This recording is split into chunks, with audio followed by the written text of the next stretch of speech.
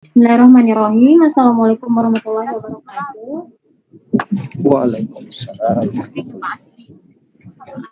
Ya, sebelumnya saya ucapkan selamat datang khususnya kepada pemateri kita Pak Abdul Rahmat beserta teman-teman peserta semua yang mengikuti seminar kita pada hari ini. Subhanahu wa ta'ala, karena berkat rahmat dan hidayahnya sehingga pada hari ini kita diberikan kesempatan, diberikan kesehatan sehingga kita bisa melaksanakan kegiatan seminar online keperawatan hari ini. Puji syukur kita, salawat dan salam kita junjungkan juga kepada Nabi Allah Muhammad SAW, karena dengan perjuangan beliaulah sehingga kita saat ini bisa berada pada zaman yang insya Allah penuh dengan berkah ilmu ini. Baik, pada kesempatan hari ini kita ada dua pemateri. Yang pertama dari Pak Abdul Rahmat terkait dengan aspek etik legal penanganan pasien kardiovaskular di masa pandemi COVID-19.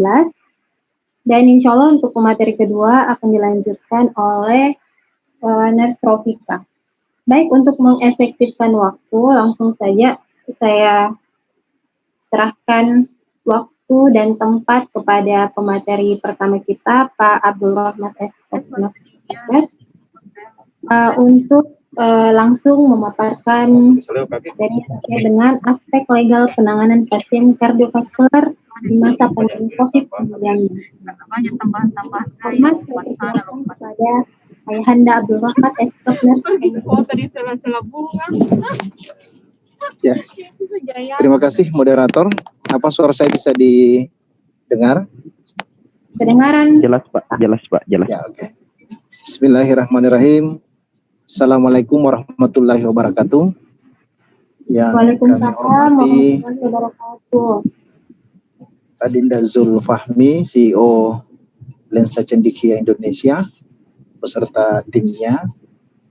Yang kami hormati Ibu moderator dan tentu para peserta webinar kita pada pagi hari ini.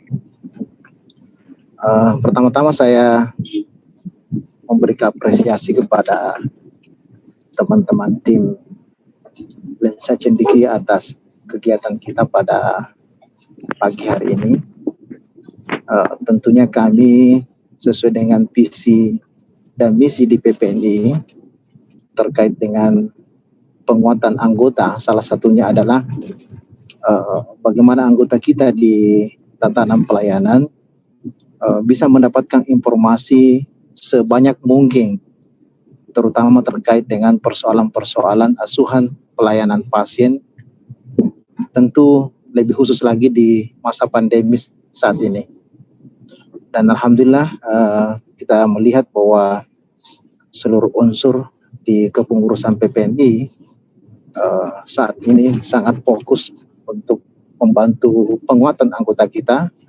Dan salah satu juga yang kami syukuri adalah bahwa teman-teman di event organizer atau lembaga-lembaga di luar PPNI juga mengambil peran yang cukup signifikan untuk memberikan penguatan kepada anggota kami.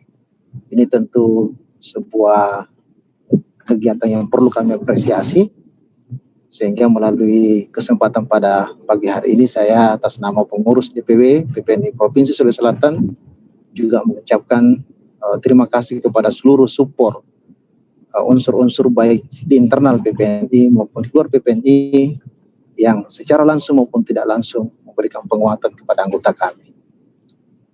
Baik, adik-adik sekalian, pada pagi hari ini kita akan membahas mengenai kasus asuhan keperawatan pada kardiovaskuler. Saya mohon maaf sedikit tidak mungkin nyaman ya, karena saya ada pada posisi di kendaraan. Sejak kemarin kami berada di Luwu Utara, juga dalam rangka penguatan dan support kepada teman-teman pengurus DPD Kabupaten Luwu Utara yang saat ini tengah dicoba dengan banjir bandang di Masamba. Bahkan bukan hanya persoalan banjir bandang saja, tetapi juga tentu persoalan pandemi COVID-19 yang juga sudah mulai datanya muncul dan sudah mulai terasa bahwa kemungkinan juga akan menjadi kasus yang outbreak-nya nanti akan membuat masalah terkait dengan penanganan kesehatan. Sehingga kehadiran PPNI di Lutra memang kita sangat butuhkan untuk mensupport teman-teman sekalian. Sehingga mohon maaf kalau materi ini saya harus sampaikan di dalam proses perjalanan kami balik ke Makassar.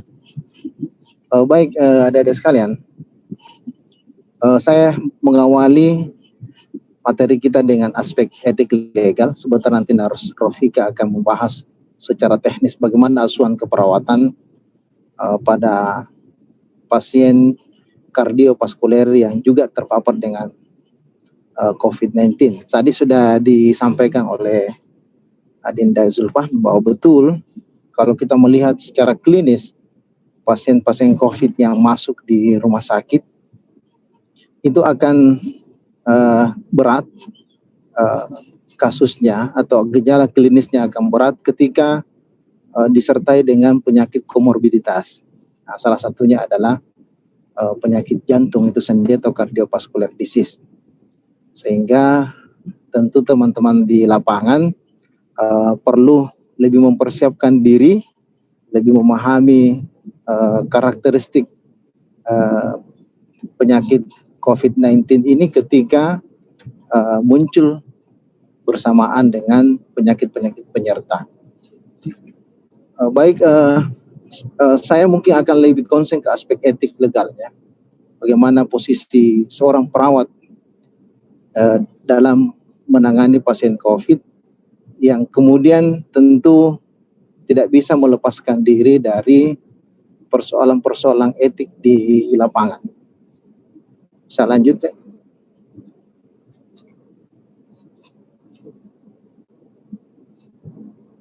Nah, latar belakang kenapa kita perlu penguatan pada persoalan aspek etik legal. Yang pertama adalah peningkatan ilmu pengetahuan. Bahwa saat ini masyarakat kita semakin cerdas, semakin mempunyai informasi karena media juga semakin terbuka, sehingga asuhan keperawatan yang kita lakukan hari ini tentu akan beda ketika itu kita lakukan 5-10 tahun yang lalu. Kemudian yang kedua, peningkatan jumlah tuntutan terhadap kasus-kasus malpraktik juga semakin banyak. Kalau kita lihat secara nasional saat ini, banyak sekali kasus yang ditangani oleh Badan Bantuan Hukum PPNI terkait dengan tuntutan masyarakat kepada perawat. Baru-baru saja ini kita bisa melihat bagaimana kasus Jumrai ini di Lampung ya, yang alhamdulillah karena pengawalan yang baik akhirnya bisa terbebas dari tuntutan pidana. Tetapi sempat sebelumnya itu ditahan. Nah, ini menjadi proses pembelajaran buat kita semua bahwa masyarakat dengan informasi yang dia dapatkan, dengan kebebasan mengeluarkan informasi atau menyampaikan hak berbicaranya, ini menjadi sebuah potensi yang harus juga diwaspadai oleh teman-teman dengan tetap memberikan pelayanan sesuai dengan standar-standar profesi kita. Yang ketiga, peningkatan kejadian pasien COVID pada kasus penyakit kardio. Ini juga menjadi salah satu alasan kenapa teman-teman harus dikuatkan dari sisi pemahaman aspek etik legal. Kemudian peningkatan tingkat pendidikan masyarakat. Saya kira inilah yang menjadi latar belakang kenapa seorang perawat dalam memberikan asuhan pelayanan terutama pada pasien kardio harus bisa juga memahami aspek-aspek etik legal dalam pemberian layanan. Lanjut.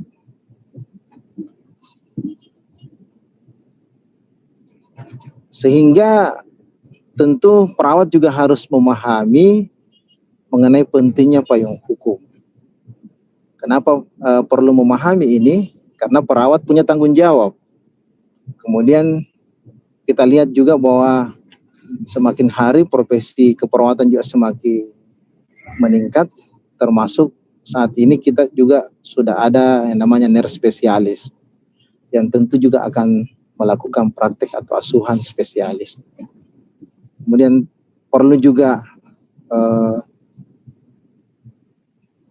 payung hukum ini dipahami karena menjadi salah satu alat yang bisa membantu kita dalam proses pengambilan keputusan ketika terjadi dilema hukum pada asuhan keperawatan.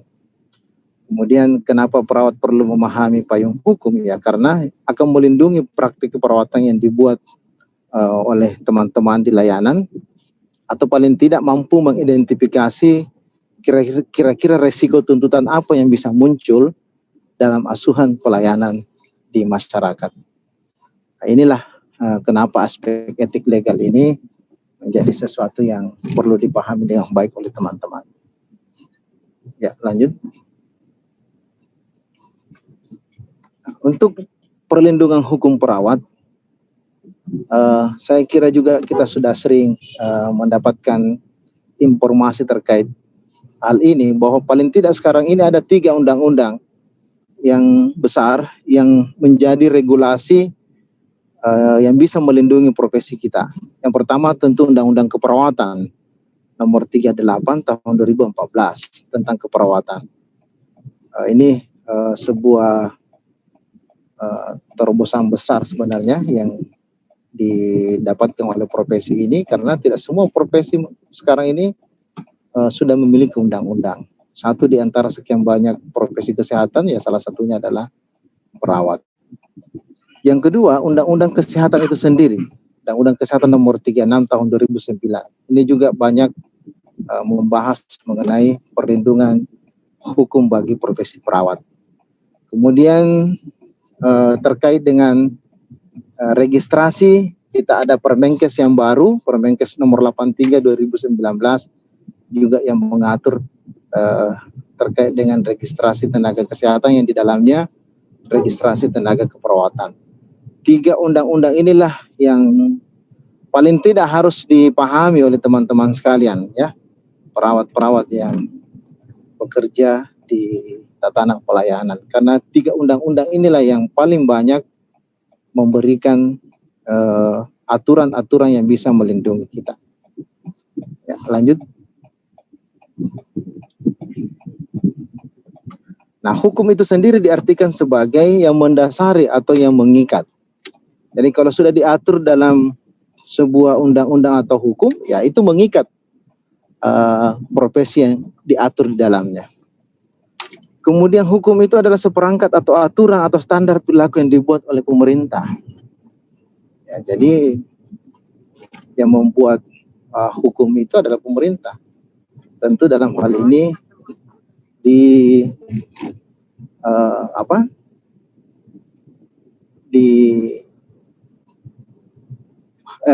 oleh legislatif.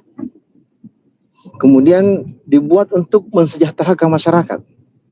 Jadi hukum dibuat ya supaya masyarakat terlindungi dan praktek profesi juga terlindungi. Kemudian proses hukum itu tidak stagnan. Boleh jadi ketika sudah tidak sesuai dengan kondisi masyarakat itu bisa berubah. Atau ketika masyarakat menginginkan perubahan juga bisa berubah. Contoh terkait dengan standar registrasi itu sudah sekitar 4 kali berubah PMK-nya. Yang terakhir yang PMK 38 itu. Lanjut.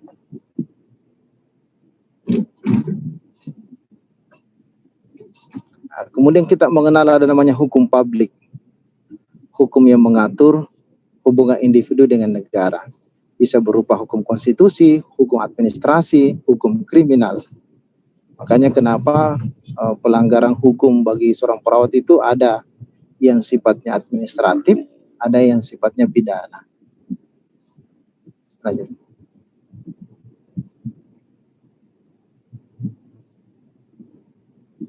Nah, ini hukum konstitusi, suatu set dasar hukum yang mendefinisikan atau membatasi kekuasaan pemerintah. Perawat mempertahankan hak sebagai seorang individu, kemudian hak konstitusional, hak sipil dan konstitusi negara.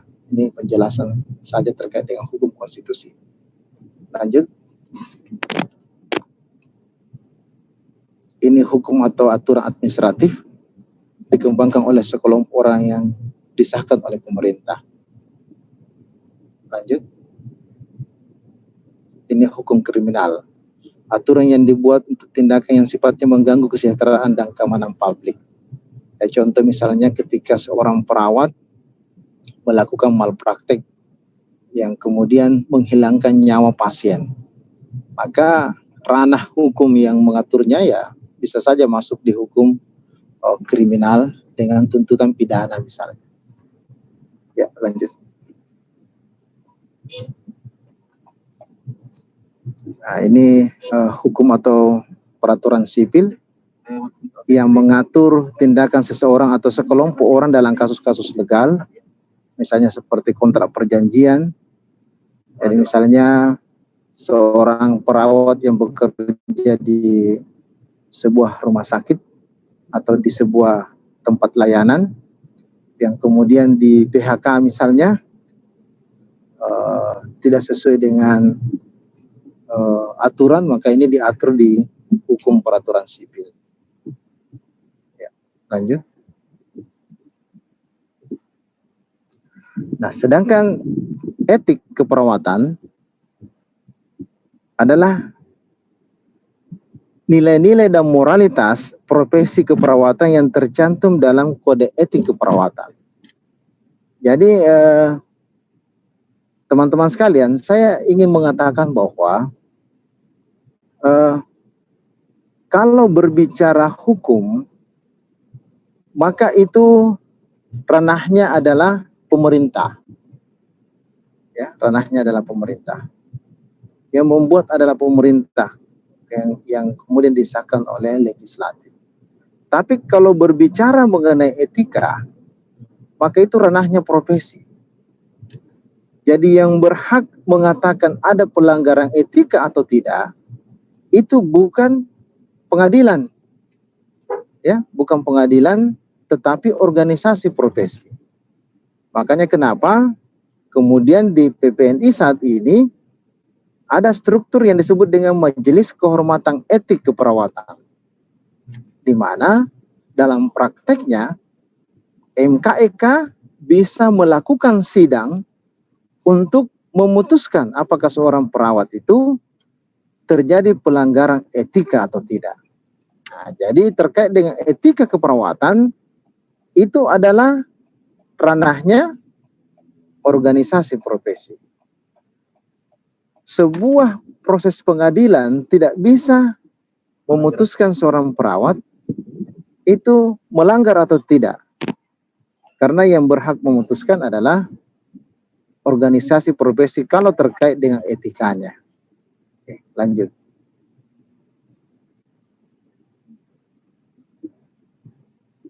Nah, bagaimana konsep penegakan etik keperawatan di lapangan?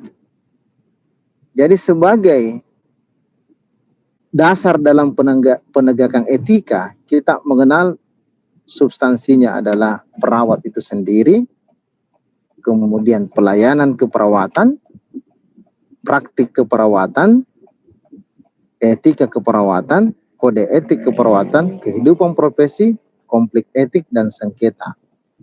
Nah, kalau kita berbicara mengenai masalah sengketa, maka ini ada sengketa perawat dengan klien, sengketa perawat dengan keluarga klien, kemudian ada juga sengketa antar profesi. Jadi terkadang ada permasalahan etik yang hubungannya perawat dengan klien, tetapi juga ada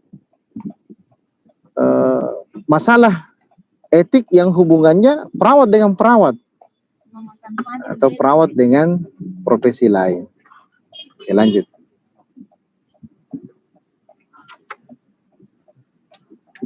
Nah, sengketa etik yang sering kita bahas memang ini di tatanan layanan, itu ranahnya adalah sengketa etik antara, masih balik lagi deh, sengketa etik antara perawat dengan klien, sengketa etik antara perawat dan praktik keperawatan yang dibuat, sengketa etik perawat dan masyarakat, sengketa etik perawat dan teman sejawatnya, perawat dengan perawat, atau sengketa etik perawat dan profesinya. Lanjut.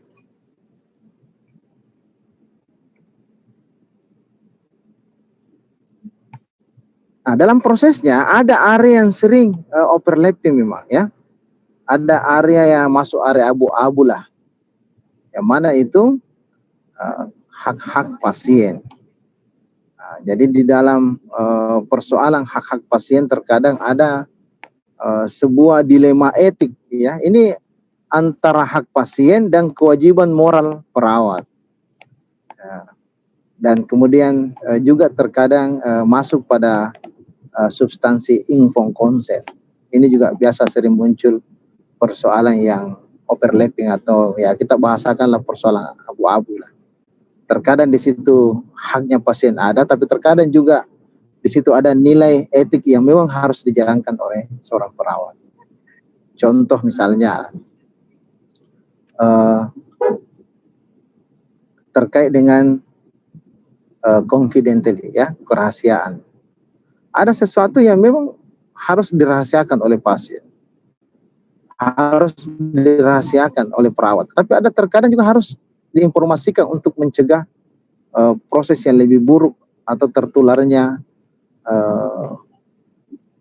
petugas kesehatan yang lain dengan pasien. Nah ini terkadang muncul persoalan dilema etik dalamnya. Atau misalnya di ICU ya, ketika ada pasien yang secara prognosis tidak bisa lagi diharapkan, sehingga keluarga pasien meminta untuk determinasi saja, cabut saja impusnya ini karena biarpun diimpus tidak berarti misalnya. Tapi di sisi lain ya kita sebagai perawat tidak boleh melakukan itu karena itu bisa masuk pada pelanggaran etika misalnya. Ya, jadi ini yang saya maksud dengan area overlapping. Lanjut.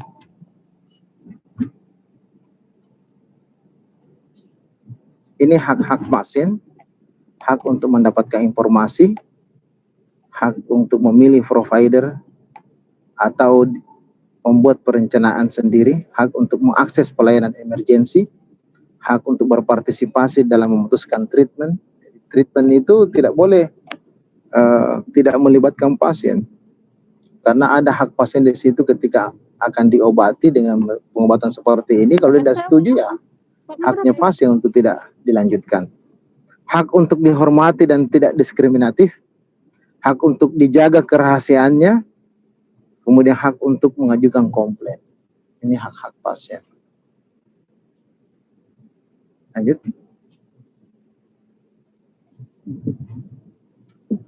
Nah, kemudian informed consent. Ini informed consent juga sering menjadi area overlapping ya.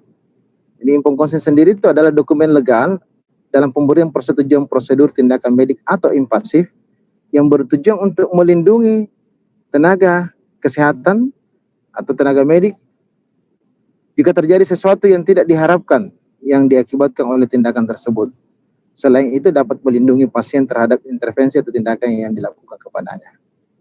Nah, ini dasar kenapa perlu informed consent ada di Undang-Undang Nomor 2392 tentang kesehatan, di mana semua pasien harus mendapatkan persetujuan tindakan medik.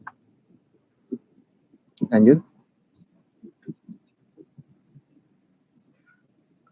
Kemudian ada potensial area tuntutan. Jadi seorang perawat dalam aspek etik legal berpotensi untuk mendapatkan tuntutan dari pasien atau masyarakat. Itu pertama terkait dengan malpraktek.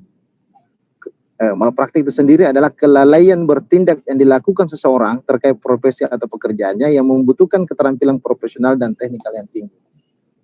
Kemudian kedua adalah terkait dengan dokumentasi. Jadi uh, uh, kalau seorang perawat sangat lemah di proses dokumentasi, maka ini sangat berpotensi untuk terjadinya area tuntutan. Lanjut.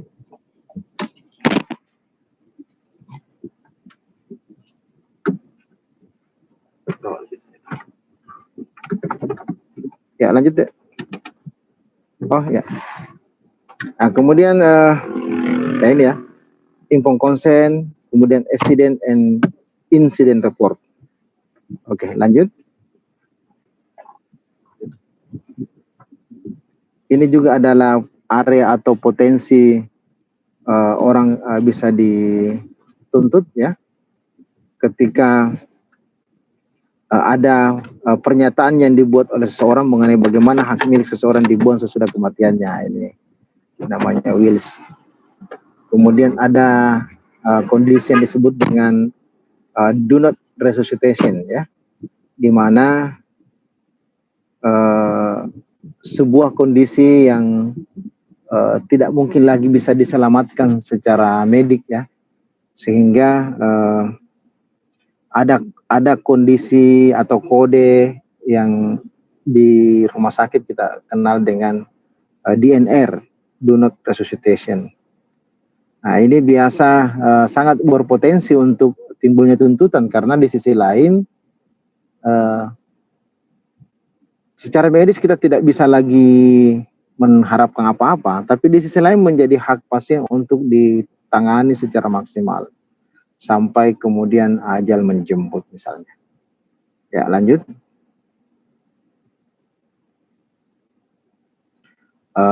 Yang ketujuh yang sering menjadi potensi tuntutan adalah eutanasia. Kita di Indonesia ini belum menganut ya, belum menganut diperbolehkannya eutanasia. Tetapi kenyataan di lapangan juga kita sering membuat eutanasia pasif. Ya, jadi tanpa kita sadari kita sudah melakukan eutanasia, tapi bukan eutanasia aktif tapi pasif. Kemudian yang kedelapan yang sering menjadi potensi tuntutan adalah kematian dan isu yang berhubungan dengan sertifikat kematian, otopsi, donor organ dan lain-lain. Nah, ini saya kira ya yang sering menjadi potensi tuntutan terhadap profesi kesehatan, ya termasuk di dalamnya adalah perawat. Nah, bagaimana pertanggungjawaban atau akuntabilitas legal? Yang pertama, aturan legal yang mengatur praktik perawat. Yang kemudian kedua, pedoman untuk menghindari malpraktek atau terutama malpraktek. Kemudian ya tentu hubungan perawat, dokter dan keluarga institusi pelayanan yang harus dijaga. Nah, tiga inilah yang bisa menjadi akuntabilitas legal kita. Dan saya kira ini sangat saat ini kita sudah ada semua perangkat-perangkatnya itu ya. Aturan legal yang mengatur praktik perawatan di organisasi sendiri, kita ada standar profesi, ada pedoman pembuatan praktek mandiri misalnya. Kemudian oleh pemerintah juga sudah diterbitkan PMK yang baru, PMK 26 sebagai pengejawantahan dari Undang-Undang Keperawatan 38. Oke, lanjut.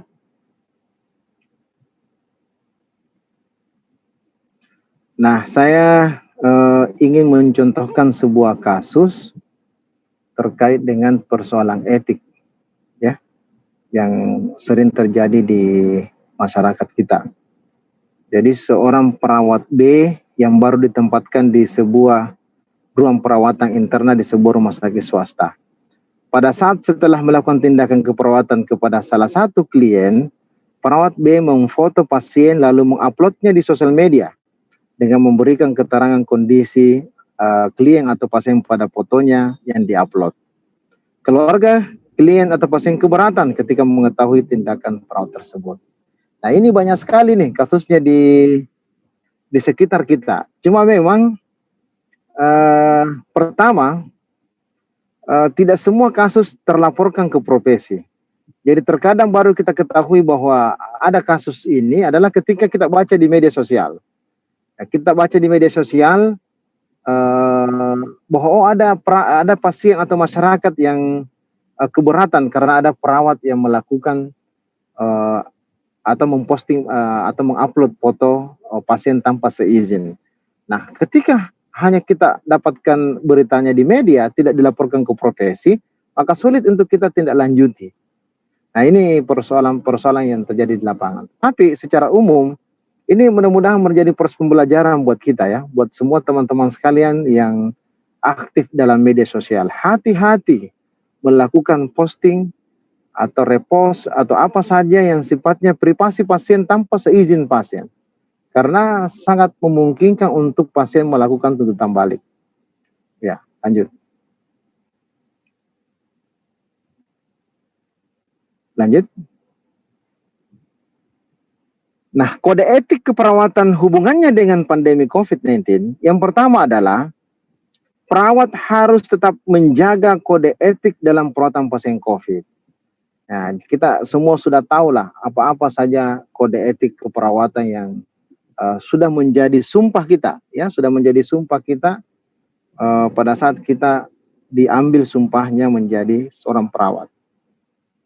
Jadi perawat itu harus ada sikap justice, harus sikap ada trust ya, beneficence, maleficence, banyak sekali. Nah, kemudian kode etik sangatlah berpengaruh pada kinerja dan kualitas asuhan keperawatan. Saya kira semua kita sepaham ya bahwa perawat yang baik adalah perawat yang mampu menampilkan kode etik keperawatan yang baik pada saat dia berinteraksi dengan masyarakat atau bahkan dengan teman sejawatnya.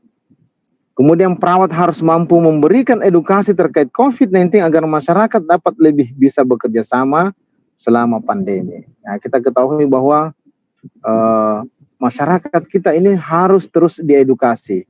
Saya berada di tempat pengungsi di Masamba ini, melihat kondisi di sini luar biasa keprihatinan kami karena masyarakat menganggap bencana yang paling berat saat ini adalah bencana banjir bandang, tanpa menyadari bahwa ada juga pandemi COVID-19 yang sewaktu-waktu bisa lebih membunuh daripada kondisi fisik yang disebabkan oleh banjir bandang.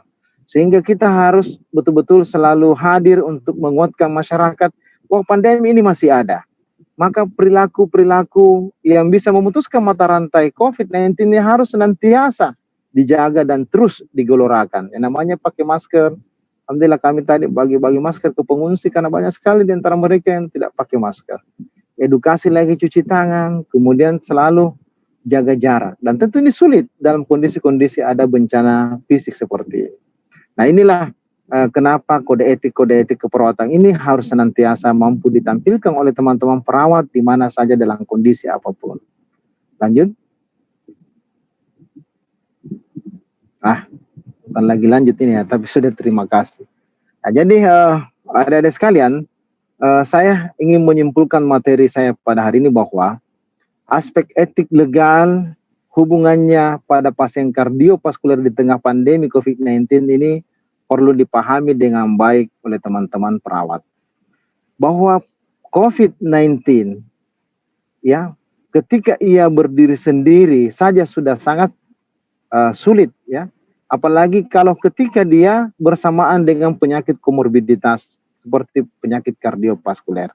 Maka tentu dibutuhkan pemahaman yang lebih baik, ya, dibutuhkan tindakan-tindakan yang lebih spesifik agar kita mampu tampil sebagai perawat yang mampu melakukan bukan hanya asuhan penyakit primernya, tapi juga asuhan penyakit emerging disease dalam hal ini COVID-19.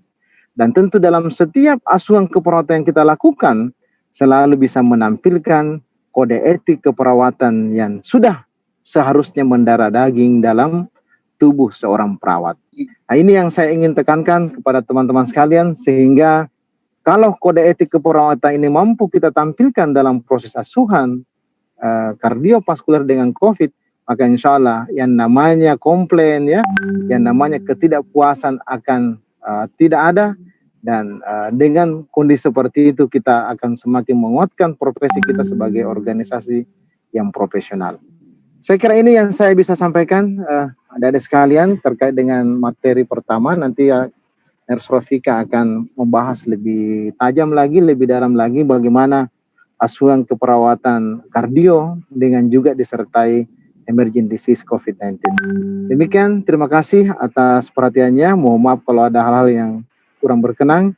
Saya juga memang betul-betul di dalam kondisi sebenarnya tidak nyaman untuk membawakan materi karena dalam perjalanan, tapi semua harus bisa terlaksana. Terima kasih Dek Zulfahmi atas kesempatannya atas nama PPNI terus mensupport kegiatan-kegiatan penguatan yang dilakukan oleh semua lembaga baik internal PPNI maupun di luar PPNI. Saya kira demikian. Billahi taufiq wal hidayah. Wassalamualaikum warahmatullahi wabarakatuh. Waalaikumsalam warahmatullahi wabarakatuh. Baik, terima kasih kepada Pak Abdul Rahmat atas di mana beliau sekaligus sebagai Ketua BPW PPNI Provinsi Sulawesi Selatan, di mana materinya saya kira sangat luar biasa ya teman-teman pada hari ini, di mana kalau kita betul-betul menyimak materi dari beliau ini memiliki banyak sekali faedah terutama untuk kita sebagai perawat ya, sebagai garda terdepan saat ini untuk mengatasi masalah terkait dengan pandemi COVID-19 ini. Dan tentunya ini sangat bermanfaat bagi kita, terutama dalam hal aspek legal etik keperawatan, ya, di mana kita ketahui bahwa aspek legal etik keperawatan ini merupakan hal yang sangat penting yang untuk kita perhatikan pada saat kita memberikan pelatihan perawatan. Apalagi kita ketahui bahwa seperti yang telah dipaparkan oleh pemateri kita tadi, penyakit COVID-19 ini merupakan sebuah penyakit secara klinis itu sangat berbahaya ya. Apalagi kalau misalnya disertai dengan penyakit-penyakit lain seperti kardiovaskular, sehingga dalam penanganan atau pemberian asuhan perawatan khususnya pada pasien dengan penyakit kardiovaskular ini membutuhkan pemahaman, membutuhkan skill yang lebih berkualitas, yang lebih efektif dan efisien, dan tentunya kita tidak boleh mengabaikan aspek legal etik keperawatan itu sendiri. Baik, untuk mengefisienkan waktu, langsung saja saya berikan kesempatan ya kepada dua orang penanya. Mungkin ada yang mau ditanyakan atau mau di-sharingkan terkait mungkin ditemukan status di tempat kerjanya masing-masing, atau ada yang mau ditanyakan atau ada yang mau diklarifikasi terkait dengan materi yang dibawakan. Jadi saya persilakan untuk dua orang. Silakan.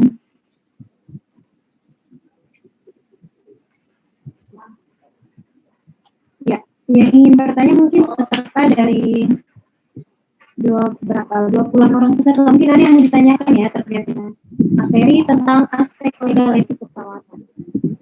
Ini ya, silakan.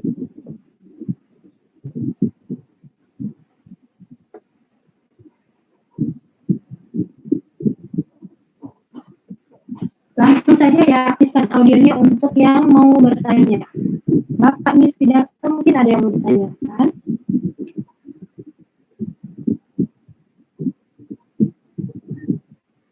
Yang lain bagaimana? Ibu Patriana.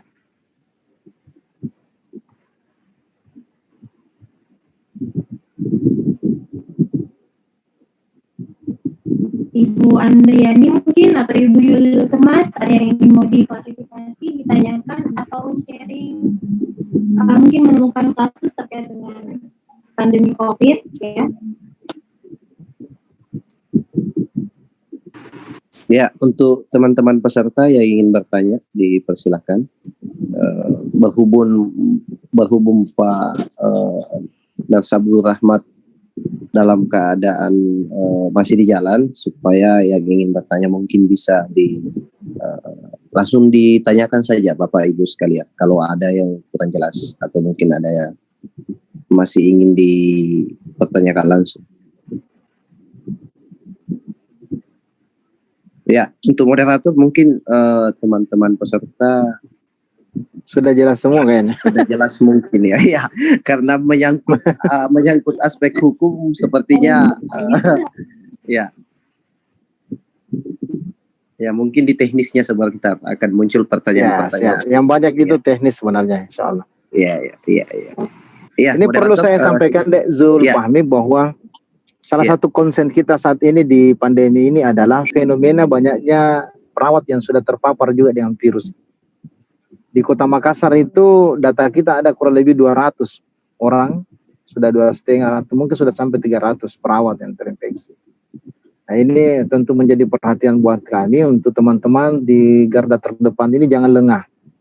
Jangan lengah. Alhamdulillahnya ini adalah karena sebagian besar dari teman-teman yang terkena virus ini adalah tanpa gejala dan kondisinya sangat stabil. Ya, tetapi jangan lengah karena secara faktual di lapangan saya lihat memang ketika ada komorbidnya ini cepat sekali jelek biasa. Ya, jadi teman-teman yang memang ada hipertensi, ada DM, kemudian terpapar dengan virus ini, ya ini yang harus hati-hati karena biasanya perburukannya cepat sekali. Ya, itu untuk informasi saja.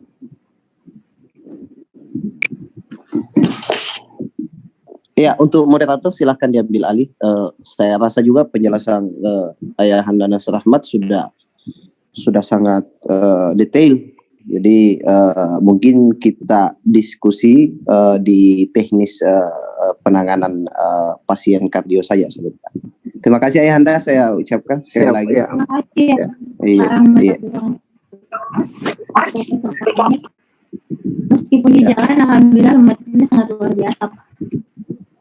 Ya, makasih banyak. Kalau misalnya ada yang mau, boleh kasih WA saya kalau ada yang mau mempertanyakan hal-hal. Ya mungkin bukan hanya persoalan diskusi kita pada hari ini, tapi terkait dengan KPPNI-an, silakan dihubungilah. Insya Allah semaksimal mungkin saya akan respon. Iya, sebentar untuk peserta kami akan share kontak beliau, kontak Ayahanda. Iya. Terima kasih Ayahanda, kami ucapkan. Siap, ya. Iya. Saya izin live ya. Siap Ayahanda. Ya, oke. Terima kasih deh. Assalamualaikum warahmatullahi wabarakatuh. Waalaikumsalam warahmatullahi wabarakatuh.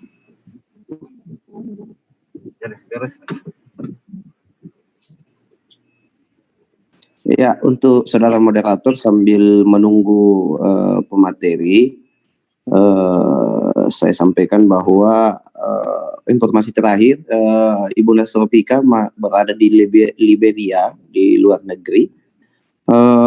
Kami masih menunggu konfirmasi langsung dari beliau, moderator. Tolong disampaikan ke peserta. Saya tadi sempat komunikasi, dia bilang tunggu dulu karena beliau di sana kalau tidak salah lagi ada semacam studi penelitian mengenai COVID kalau saya tidak salah menangkap.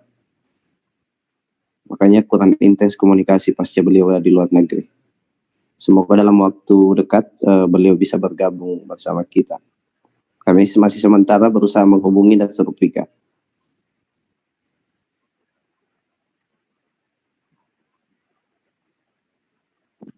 Ya, bagaimana peserta yang lain? Jadi untuk saat ini seperti yang dipaparkan oleh ketua IO kita bahwa saat ini kita sedang menunggu konfirmasi dari pemateri kita yang kedua yaitu Ibu Rofika.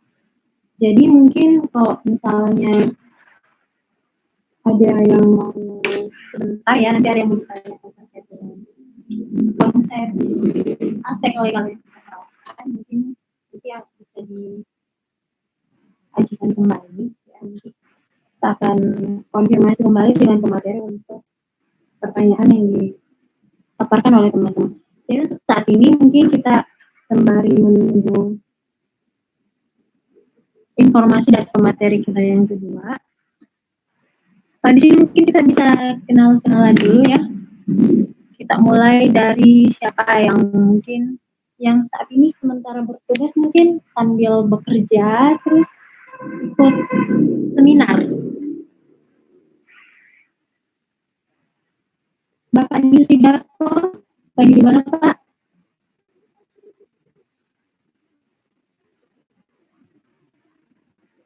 Ya Bu, bagaimana Bu? Iya, asalnya dari mana Pak Yusidarto? Ya, Saya dari Merauke, Bu, sekarang. Oke, dari Merauke, Pak ya. Jadi sekarang di aktivitasnya di rumah sakit, puskesmas atau di mana, Pak? Kita di puskesmas. Puskesmas. Puskesmas apa, Pak?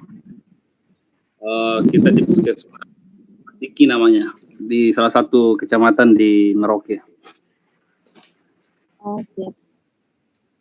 Terkait dengan kasus pandemi di sana bagaimana, Pak? Mungkin bisa diceritakan kondisi sekarang di sana bagaimana, presentasi kejadian COVID-nya kayak gimana, dan mungkin ada kasus-kasus terkait COVID yang mungkin bisa di-sharing ke teman-teman yang lain. Silahkan Pak Nis Pidato. Boleh diulang pertanyaannya? Iya, jadi mungkin Bapak bisa ceritakan sedikit bagaimana terkait dengan kasus COVID di sana. Kemudian mungkin ada kasus-kasus yang Bapak temukan di sana yang mungkin bisa di-share ke teman-teman yang lain. Ya. Ya, terima kasih Bu Tuti atas kesempatan yang diberikan kepada saya. Untuk kami di Provinsi Papua, khususnya di Kabupaten Merauke, jumlah COVID-19 kemarin ya sudah cukup terkendali ya.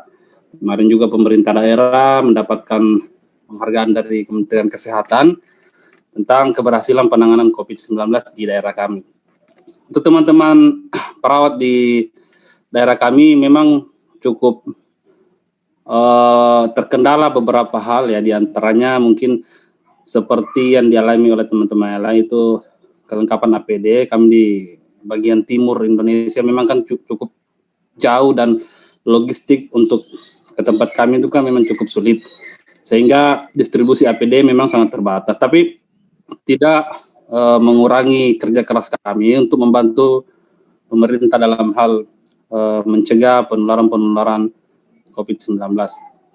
Terkait dengan materi yang seminar pada kesempatan ini mengenai penanganan kardiovaskuler pada masa pandemi ini, kami ini kan cukup terbatas dengan ilmu, terbatas dengan perlengkapan, sehingga ada beberapa langkah-langkah atau protap yang ditetapkan dalam masa pandemi ini dalam hal penanganan kedaruratan itu memang tidak berjalan maksimal ya.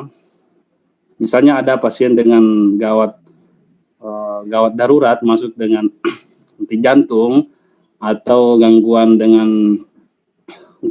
jantung misalnya masuk di UGD, kami tidak serta-merta melaksanakan langkah-langkah yang disampaikan pada masa pandemi ini karena keterbatasan APD. Jadi kami hanya fokus bahwa mereka yang betul-betul sudah ditangani dengan pemeriksaan lengkap, keluar hasilnya, nah baru kami bisa melaksanakan penanganan prosedur secara pandemi. Mungkin seperti itu. Tapi dalam hal penanganan kami cukup berusaha semaksimal mungkin untuk terus membantu untuk menekan penyebaran atau penularan virus COVID-19 ini. Kami juga berterima kasih kepada beberapa organisasi sangat membantu kami juga, baik dari pusat maupun dari daerah. Begitu. Oke. Ya, luar biasa ya sharing dari Bapak Agustianto Oji. Terima kasih Pak atas sharing-sharingnya. Terus terkait dengan teman-teman kesehatan di sana, bagaimana untuk ini Pak, kalau misalnya teman-teman perawat, mereka ada istilahnya di karantina atau bagaimana Pak ya? Oh ya, jadi kemarin setelah pemerintah provinsi mengeluarkan SK baru tentang penerapan new normal atau adaptasi kebiasaan baru di Provinsi Papua, ternyata ada penambahan kasus. Jadi setelah relaksasi ada penambahan kasus 2 orang, dan salah satunya adalah teman tenaga kesehatan di salah satu puskesmas di sekitar wilayah. Sehingga ada 10 orang teman kesehatan yang dikarantina secara mandiri. Jadi pelayanan untuk sementara kami alihkan ke puskesmas lain. Jadi memang ada beberapa, tapi setelah rapid test teman-teman kami yang 10 orang itu hasilnya masih non reaktif. Jadi tapi tetap menjalani masa karantina selama 14 Karantina hari. secara mandiri, Pak ya. Ya, karantina secara mandiri, betul. Karantina secara mandiri, betul. Kalau di lokasi tempat kerjanya itu ada nggak Pak kasus yang terkait dengan pasien dengan kardiovaskular misalnya? Iya, tentunya kalau di puskesmas mungkin untuk menegakkan diagnosa gangguan kardiovaskuler memang masih belum tepat ya. Kita pasti rujuk ke rumah sakit terdekat. Rumah sakit terdekat untuk menentukan penegakan diagnosa tersebut. Tapi pada dasarnya memang ada beberapa temuan-temuan yang pasien atau klien itu menderita gangguan kardiovaskuler di masa pandemi ini memang ada. Itu tadi hambatan kami ya itu karena keterbatasan APD sehingga kami tidak serta-merta menerapkan itu sebagai protokol COVID-19. Jadi kami harus menunggu pemeriksaan selanjutnya. Tapi tetap kami menjaga mengantisipasi yang adanya pelonggaran COVID-19.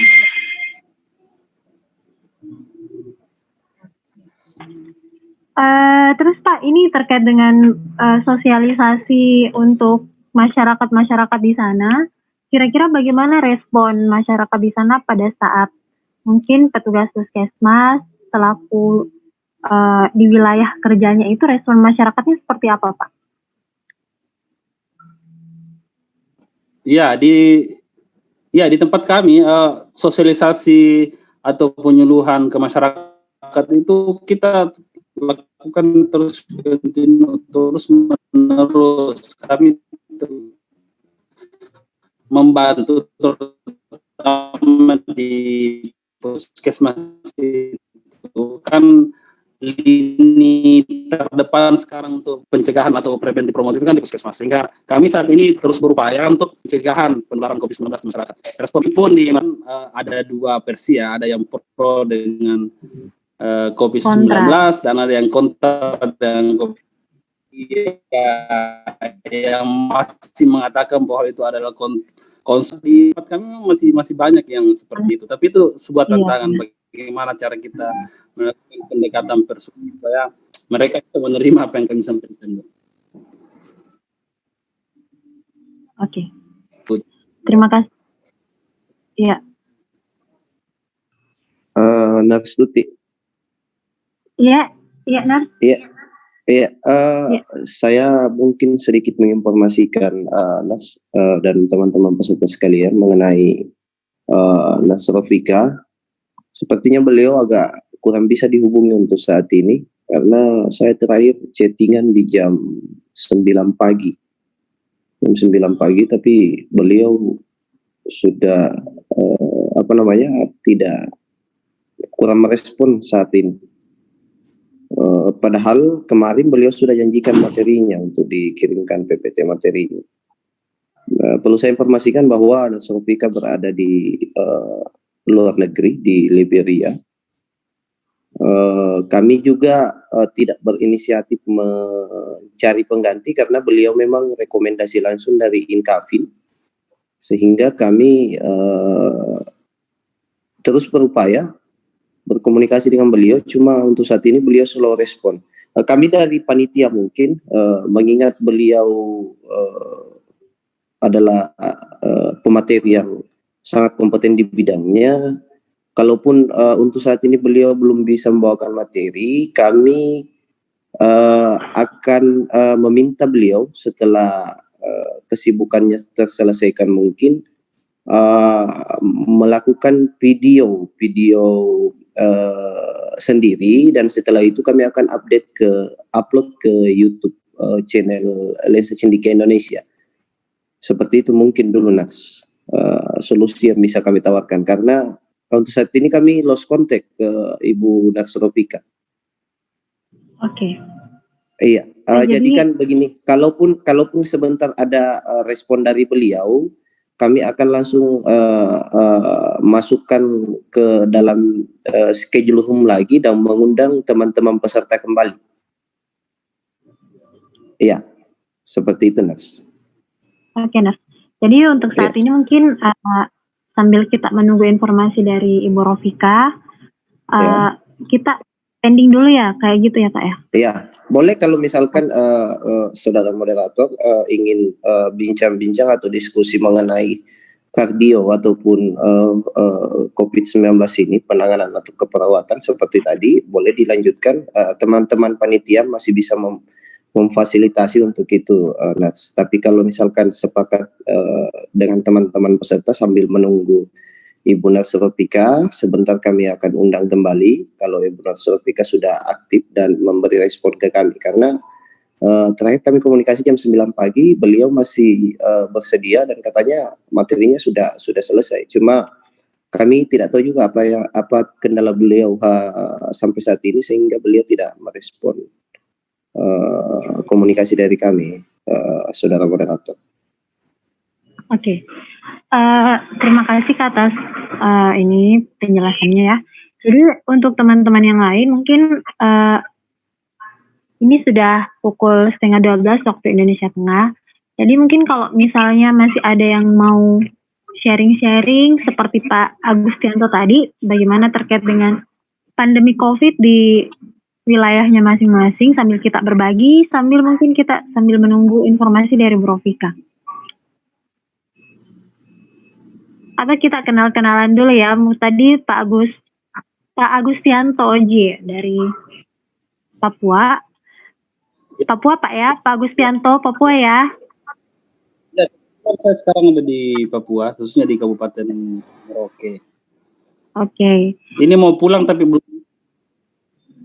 Iya Pak, jadi nanti kalau misalnya setelah ini sambil kita tunggu informasi dari Bu Rofika, kita sharing-sharing dulu, atau kalau misalnya teman-teman ada kegiatan lain mungkin kita bisa pending dulu, atau seperti apa kesepakatan kita? Oh iya, kalau dari mungkin kita sharing-sharing saja, mungkin ada pengalaman-pengalaman dari teman-teman peserta. Iya. Kita di sharing di sini. Kalau boleh, mungkin selain dari kardiovaskular juga tidak apa-apa, supaya kami bisa mendapatkan. Oke. Ya. Yang mungkin yang paling lagi hangat-hangatnya sekarang adalah di mana kita sebagai petugas kesehatan mungkin agak dilema ya menyikapi bagaimana respon masyarakat terhadap kasus COVID itu sendiri. Terkait mungkin ada yang pro ya, di mana mereka yang pro itu mungkin akan patuh dengan protokol-protokol kesehatan ya, dan di mana mereka mungkin yang agak kontra dengan kasus pandemi ini, mereka akan acuh, mereka akan tidak terlalu peduli dengan protokol kesehatan itu sendiri dan menganggap bahwa ini hanyalah settingan saja, seperti itu. Kalau mungkin dari teman-teman yang lain, siapa ya? Nars, dari saya Nars Ya. bertanya mungkin.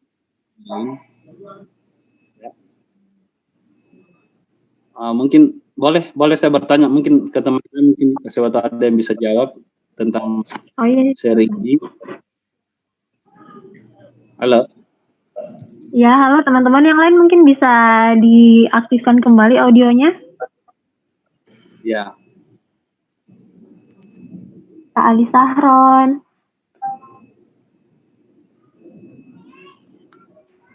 Ya, silakan Nars Agustianto.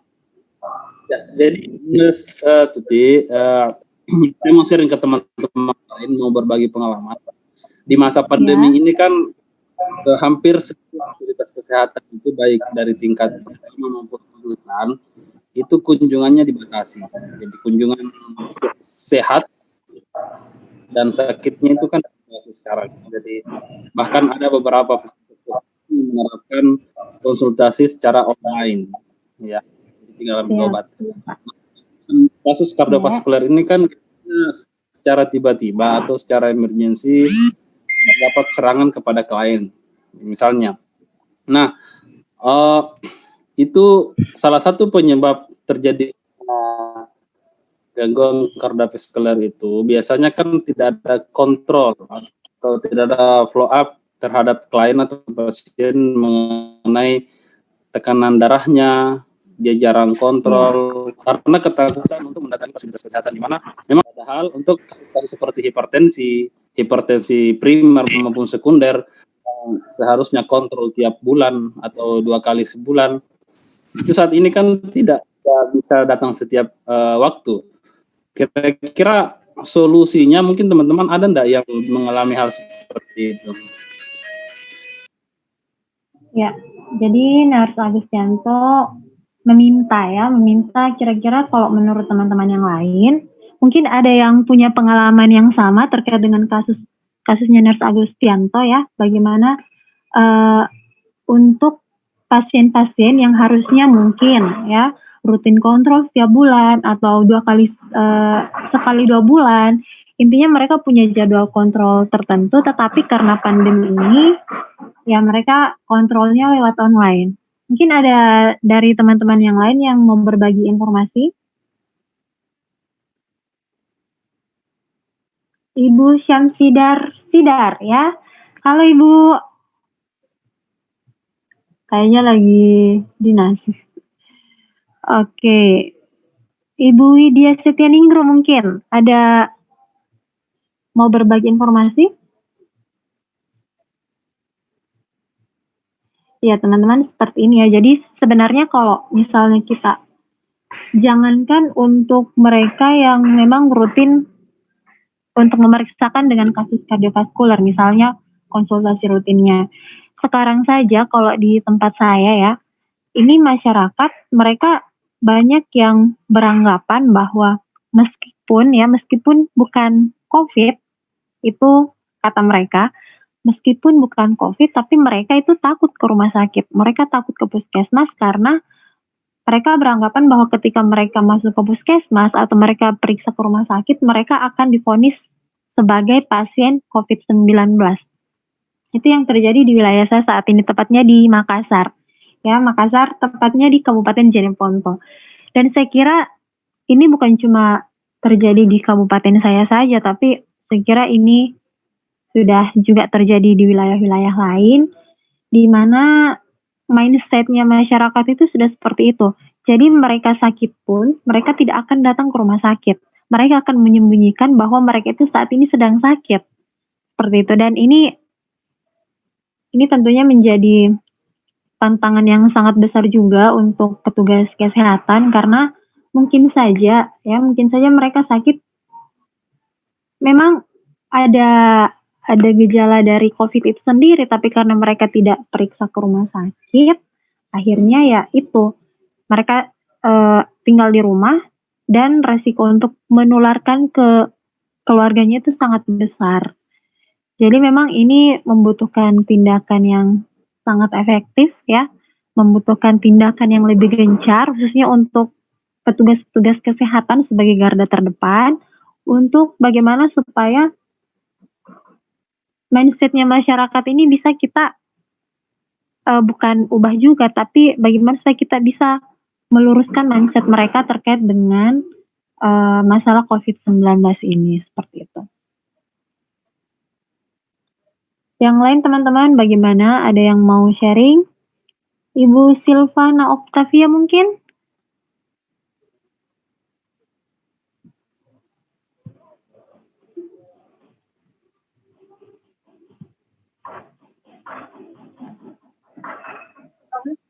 Oke teman-teman, kalau misalnya cek Kak Fani. Iya Nat. Kak, kayaknya ini sudah teman-teman. Iya, untuk teman-teman sekalian. Iya, kami tetap kami informasikan, kami tetap berupaya menghubungi Ibu Nurupika dan Surabika, dan kalaupun sampai saat ini belum ada konfirmasi untuk materinya, kami akan berinisiatif walaupun tidak bisa melalui live streaming Zoom, kami akan meminta beliau untuk memvideo dan membawakan materi pada saat setelah kesibukannya dan kami akan bagikan dalam bentuk link ataupun kami akan upload ke di akun YouTube Lensa Cendekia Indonesia supaya teman-teman semua bisa akses. Begitu mungkin, Nars. Oh ya. Hal ini kami tidak ini di luar dari perencanaan kami, karena dari beberapa hari yang lalu sampai tadi pun kami masih sempat berkomunikasi dan beliau masih tetap bersedia dan bahkan mengatakan bahwa sudah selesai materinya di komunikasi terakhir kami. Tapi untuk saat ini belum direspon, Nars. Iya. Oke. Iya. Jadi untuk sementara mungkin kita pending dulu ya. Ya, Pending boleh dulu dipending. mungkin. Kalaupun Ibu Topika bersedia, kami akan undang dengan room yang baru, mengingat jumlah peserta kan tidak begitu banyak, dan jadi insya Allah kami bisa menghandle kalau Ibu Nats Topika sudah punya waktu. Begitu mungkin, Nats. Oh iya. Ya. Ya. Terima kasih, Pak. Ya, bagaimana peserta yang lain? Jadi untuk saat ini mungkin kalau misalnya memang sudah tidak ada yang ingin berbagi informasi atau mau sharing, ya, kita pending dulu. Nanti kalau misalnya sudah ada informasi dari Bu Rofika, kita akan undang semua peserta kembali. Ya, seperti itu mungkin, Nats. Itu insya Allah bisa kami handle kembali untuk teknis itu. Ya. Oke, terima kasih. Oke, jadi teman-teman untuk sesi kita kali ini ya, sebagai kesimpulan bahwa penyakit COVID-19 ini adalah suatu masalah yang secara klinis itu sangat berbahaya ya, apalagi kalau disertai dengan penyakit penyerta seperti kasus-kasus kardio. Dan ini akan menjadi tantangan pada penanganan kasus kardio di masa pandemi ini kalau kita lihat dari perspektif perawat. Nah, sebagai seorang perawat yang saat ini merupakan garda terdepan ya dalam penanganan pandemi COVID-19, tentunya kita harus berpacu pada aspek-aspek etik legal keperawatan, sehingga kita bisa aman dan terlindungi pada saat memberikan asuhan keperawatan. Baik, untuk saat ini saya kira cukup sekian dulu webinar kita hari ini ya, dengan status depending sambil kita menunggu informasi dari pemateri kita Ibu Rofika. Jadi untuk teman-teman semua, terima kasih atas waktu dan partisipasinya yang sangat luar biasa.